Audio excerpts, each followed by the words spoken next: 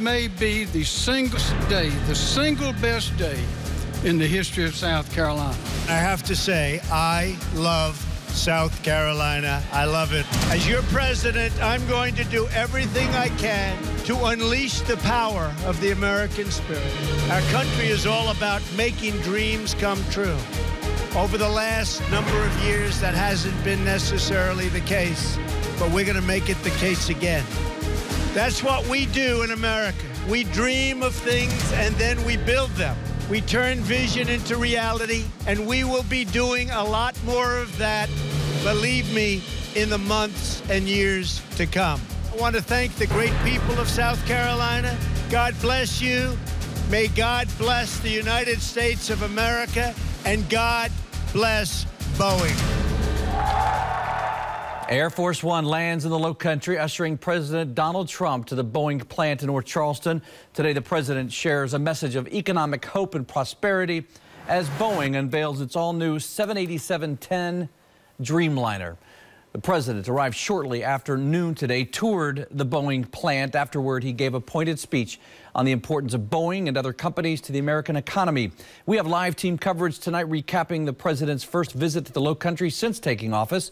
ABC News 4's Alex Heaton and Angela Brown are standing by, but first we want to check in with ABC News 4's Ashley Blackstone for more on President's message to Boeing. Ashley? Dean, a much quieter scene outside of Boeing here tonight than it was just a few hours ago. The president speaking for about 15 to 20 minutes this afternoon on everything from strengthening the economy to job creation. I love South Carolina. I love it. Before a crowd of 4,000, Donald Trump addressed the Boeing family and elected officials at the North Charleston plant. At times, his speech mirrored his campaign platform, focusing heavily on job creation. As your president, I'm going to do everything I can to unleash the power of the American spirit and to put our great people back to work. He praised Boeing for their new 787-10 Dreamliner, a 300-plus passenger plane assembled fully in South Carolina. The company employs 7,500 people, making it one of the largest employers in the state. Dreamliner, great name. Our country is all about making dreams come true. That's what we do in America. We dream of things and then we build them. While alluding to his dispute with Boeing over the costs of a new Air Force One model, President Trump said he and his administration have persuaded global companies to keep or increase jobs in the United States. We will pass on to our children the freedom and prosperity that is their American birthright. Our children will inherit from us a nation that is strong, that is proud, and that is totally free. And Trump stopped here in South Carolina this afternoon on his way to Florida. He will spend the majority of his President's Day weekend at his estate in West Palm Beach. Working for you live in North Charleston, Ashley Blackstone, ABC News 4. Ashley, thank you. Today's Boeing event, a perfect place to showcase a new president's agenda. President Trump said jobs are the main reason he came to Boeing's celebration. He talked about the centerpiece of his campaign, helping poor and middle-class workers by bringing back manufacturing jobs. The president talked about plans to get rid of certain federal regulations, tax cuts, and other stimulus ideas to create jobs. Now, Congressman Mark Sanford was the governor of our state. He helped negotiate Boeing's entry to South Carolina. He says determination lured the aerospace giant to North Charleston. The original $600 million investment, I got to give great credit to Bob Faith, who still lives here in the Charleston community. He was the Secretary of Commerce at that time. He walked in with a Fortune article and he said, look, there's something going on with composites we ought to explore. I said, go for it. And from that tiny little acorn of thought to see all this, it's remarkable. And we spoke with several Boeing teammates who told us they are proud of the company's accomplishments and happy to see the attention being paid to manufacturing jobs. Coming up tonight at 7 o'clock, hear from some of them as they kind of revel in a big moment for South Carolina's economy. Now, President Trump held a campaign rally in Walterboro exactly 1 year ago today. That day, he talked about Boeing leaving South Carolina and taking its jobs to China. Here's what he said at the time. They're going to build that plant. They're going to devalue the hell out of their currency. And all of a sudden, you'll be reading a big front page story all over the place that Boeing's going to leave, right, South Carolina. They're going to make all their planes in China because that's what they do. Trump preached a very different message today, saying the economic and industrial climate has already changed in America. We're seeing companies open up factories in America. We're seeing them keep jobs at home. Ford, General Motors, Fiat Chrysler, just to name a very, very few. So many more already. They're keeping and bringing thousands of jobs back in our country because the business climate they know has already changed. Thousands of Boeing workers filled the hangar today. Many had a hand in building the 787-10 Dreamliner. Our Alex Heaton spoke with a few of them today. And Alex, what was this day like for them? Dean, it's not often that you hear people get emotional about an airplane, but so many of these workers have spent years working on the 787-10, some of them touching it the very first day it was on the assembly line. So today, for them, it was a milestone. This place, with this team, with this airplane, is the very pinnacle of my career. And the pinnacle of Boeing's lineup. The newest and biggest plane in the Dreamliner fleet has a price tag of $306.1 million. It seats 330 passengers. It's beautiful.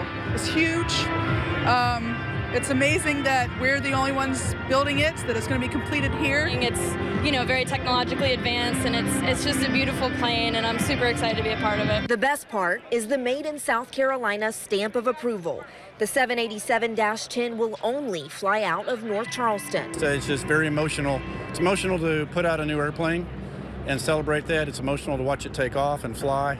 And so we're making history in South Carolina, and I'm just extremely honored to be proud of it. And the payoff is huge as thousands of employees watch their work be put on display for the world to soon enjoy. I'm part of the wiring team in the aft body, so it's good to see our work finally put together, I was one of the first people to touch it when it came into final assembly, so to see the end item and see it get ready to fly is definitely a beautiful sight. We got this thing out a month ahead of schedule because of a lot of the hard work we've been doing, so really proud of our team and looking forward to seeing this thing fly. So let's talk more about the specs of this giant plane. The wingspan, almost 200 feet. It is 224 feet long, 55 feet tall. It seats, again, 330 passengers. That's 14% more seats, or 40 seats more than its predecessor, the 787-8 or 9. And it holds 15 to 16% more cargo, so a very big plane. Again, that price point, $306.1 million. And we know tonight that there are already orders for more than 150, and hundreds more are expected to be ordered. Working for you in North Charleston, Alex Heaton, ABC News 4. All right, Alex, thank you so much. If there's a picture that captures today in its essence, it's this one. That is Air Force One flying out of North Charleston with the new Dreamliner in the foreground. Our thanks to Ryan Johnson with the city of North Charleston sharing this with us today. He said it was the greatest picture he's ever taken, and well, we have to agree. Before he left, reporters caught up with President Trump, asked him about the Lockheed Martin, the other juggernaut in American aircraft manufacturing. The president commented on the governor's partnership, or the government's partnership with Lockheed Martin to develop new military aircraft. That project has been plagued, though, by budget issues. The F-18 is a great plane. They've now put a stealth component onto it. It's a great plane, and the F-35 is a great plane. But we've cut a lot of money. We've cut over $700 million off the Lockheed plane, and that's just for a small order. As you know, they have a big order. It was out of control, and now it's very much in control. So we're very happy about it. I would say we'll save billions and billions of dollars, many billions of dollars. Many people happy to see the president in the Low Country. They took to the streets today to show their approval. One of our photographers found this group of people holding signs, waving American flags, serving as the unofficial welcoming party for the president. Here's what one man had to say. Today we were out here to make sure that Charleston especially, but the state of South Carolina and our country was seen in a light of positivity and that of patriotism. We did understand that there should be some protesters out. Again, it's going to be a beautiful day. Trump's in town. Boeing's got a great celebration today. Our new governor's in town, and to have younger generations. The group spent about an hour on the Montague Avenue overpass on 526. There were, of course, people not thrilled with the president being here. Anti-Trump protesters rallied outside the Charleston Convention Center since early this morning. ABC News 4's Angela Brown was there listening to what they had to say. She joins us with that angle of the story. Angela? Well, these protesters definitely passionate. Around 100 people standing where I'm standing right here earlier today. Many holding signs, many chanting. One big moment for them was when Air Force One flew overhead. Listen to this.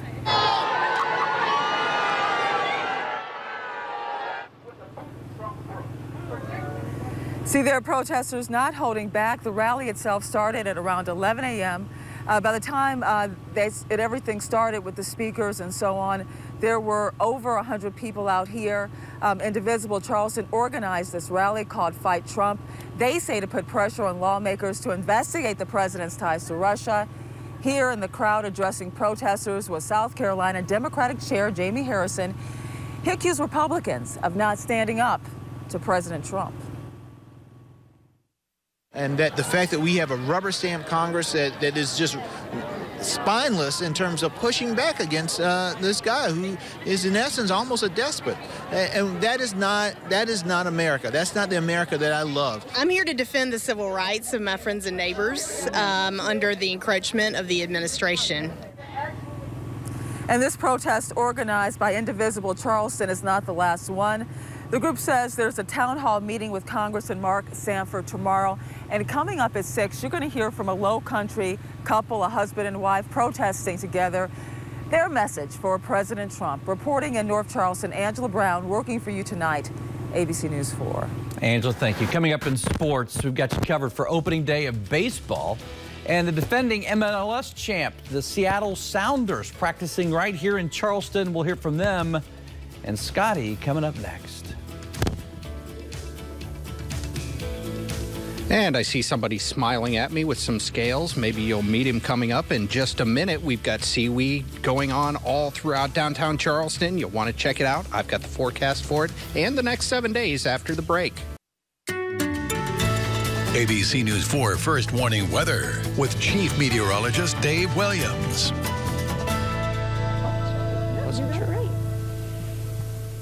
All right, I'm here with Amy and one of my new friends here. Amy, who did you bring out? This is our alligator. Alligator. And we don't know if it's a boy, we don't know if it's a girl, but we could find out. If you would like to, you are welcome to get personal. And I said I would pass on that, so we'll just call the alligator Al. So tell us a little bit about this alligator. Is this something we would find in our backyard here in South Carolina? Oh, yeah, you could definitely find them around here. We're down in Florida, but these guys are all the way up into the Carolinas and as far west as Texas even. Now, at this size, what do these alligators typically eat? These guys are going to eat small fish, small turtles. They can get a hold of a baby duck or something like that. They'll be happy to. But any of the little things, you know, bugs, crickets, they'll go for it all. And obviously, this is a very young alligator. When it's full grown, how big could this alligator get? Well, they can go their entire life. So the largest one on record was over 19 feet. 19 feet? Yeah. Was that in the United States? That was in the United States, yeah. Wow, that is amazing. So this is just one of the animals that you'll be showcasing throughout the weekend. And tell us about your mission of conservation at the Bush Wildlife Center. Well, what we are primarily is a wildlife rehab facility. So we take in almost 5,000 animals a year with the goal of returning them to the wild. And the animals that we bring to SeaWe are educational ambassadors that can't be released back out. And that's really important to us because about 90% of our patients are because of human-related injury or illness. So it's really great what you're doing, and folks can learn all about it right here at the Gilliard. You're going to be here all weekend long? We are. We've got shows tomorrow and Sunday. Awesome. Thanks, Amy. Great to see you. Much. Alligator, later. We'll see you. All right, so we've got some gorgeous weather all weekend long here at SeaWe. No excuses not to come check it out. And if we do see some rain showers, it's going to be mainly overnight Saturday into Sunday morning while we're all asleep. We're going to see those highs in the 70s for the next week. Some overnight showers, those are the ones Saturday night into Sunday morning. A Gulf storm next week, which may spread some rain this way, but we'll keep an eye on that. Looking great for SeaWe all weekend long. As far as what we've got going on with our temperatures, it is just a gorgeous gorgeous day out there, and it's going to stay gorgeous tomorrow. We'll get those temperatures around 64 at 10 o'clock in the morning, 74 at 2, 65 at 6. So those clouds will start to increase, but the rain should hold off until late tomorrow night. Most of the SeaWee events should be done, and we're going to be looking at great weather again on Sunday. Here's that rain I'm talking about, and it is not much. This is right on through the entire weekend, and not everyone is going to get the rain. Just a couple of raindrops Sunday night, very light amounts, most a tenth of an inch here and there, but I don't think we're going to see much rain at all through the weekend. What we are going to see is gorgeous weather, and those temperatures are nice and warm. We're going to continue to see that warm weather through the weekend. 57 in Myrtle Beach, 59 in Charleston, coolest temperatures across the state. Water temperature sitting about 59. Clouds are moving in from the south and west right on through Georgia. There's high pressure off the southeast, and that's what's keeping us nice and warm, the flow around the backside of that high pressure center. But even farther behind that, some rain showers, but not much of that is making it in off the Gulf of Mexico. So I think very little of that will make it to us late Saturday into Sunday. Right now, we've got 59 degrees, south-southwesterly winds at 9. Overnight tonight, we're going to be looking at those temperatures just a touch on the cool side, back into the mid-40s to right around 50, and we're going to see those passing clouds. Then into the day tomorrow, we're going to be nice and warm. We'll see those temperatures warming up to 76 degrees with a mix of sun and clouds, so a great Saturday coming our way. As far as what we've got going on around the southeast, we've got nice warm temperatures, and we're going to keep it that way right on through the next week. That very slight chance for rain Saturday into Sunday, bright and sunny on Monday, and then that Gulf storm tries to spread some rain this way Wednesday through Friday, but that's still kind of up in the air. We'll keep an eye on that later next week. Very spring-like temperatures all the way through the next week. Perfect weather for SeaWee. I hope to see you down here because I love this event. It's one of my favorites in Charleston. Talk more about that full forecast here and what to expect from SeaWee in just a few minutes. ABC News 4 Sports with Scott Eisberg. Back in action. Good evening. I'm Scott Eisberg. After a one-year hiatus, the Carolina Challenge Cup back up and running, games starting on Daniel Island tomorrow afternoon. 3 MLS teams in town for a preseason round-robin tournament. The Battery's MLS affiliate, brand new Atlanta United, the Columbus Crew, but the headliners, no doubt, the MLS Cup champion Seattle Sounders. The Sounders bring with them just maybe the best American soccer player in the world, former Furman Paladin Clint Dempsey. But Dempsey sidelined last August with an irregular heartbeat, just given the go-ahead for full game action 2 days ago. There he is on Patriots Point today. He has seen limited action in 2 scrimmages this preseason, but now he's medically cleared to get back to 100%. Still may not play against the Battery tomorrow night. Dempsey, a U.S. men's national team captain, but the Sounders captain, a former Charleston Battery star, Ozzy Alonso, the first to lift the cup after the Sounders won their first MLS title. Now a bit of a homecoming for both of the Sounders stars. I'm going to pump the brakes a little bit. I mean, it'll be our decision, Clint, myself, final decisions. But you guys here will see Clint in 2 of the games. We understand that it's a team sport.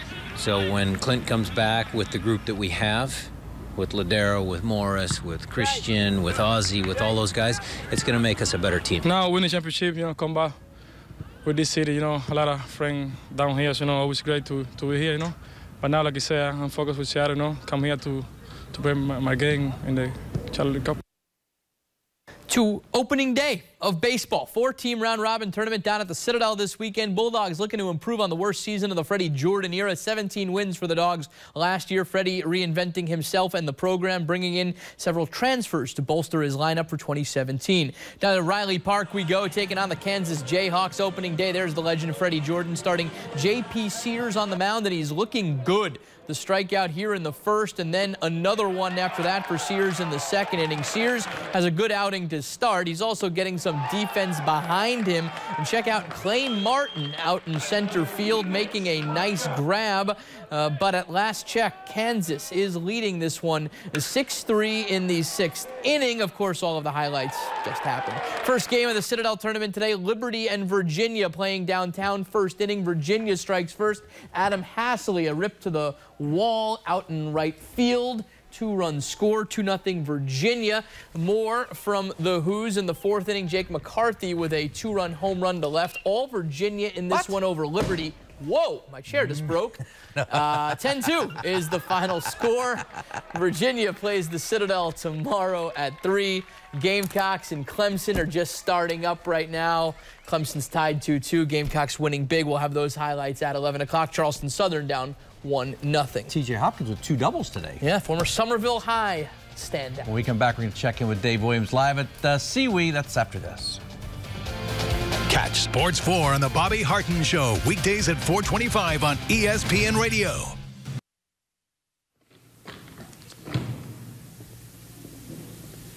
CWE going on all weekend throughout downtown Charleston. I'm at the Gilliard, and we've got the Bush Wildlife Sanctuary putting on a show here all weekend. Tons of other events. Marion Square, you can see flying demonstrations from the Center for Birds of Prey, the Dock Dogs over at Brittlebank Park, and art all throughout downtown. Charleston Place, a good place to see that. So not an excuse not to come down here and see it because of the weather. That's going to be perfect. All weekend long, we're looking at those temperatures in the 70s, and we're not going to see an end to the 70s anytime soon. It looks like it's going to stay there all the way into next week. Your rain chances this weekend are very low and pretty much non-existent. Best rain chances later next week. Hopefully you can get down here and enjoy CWE. Say hi to me if you see me here.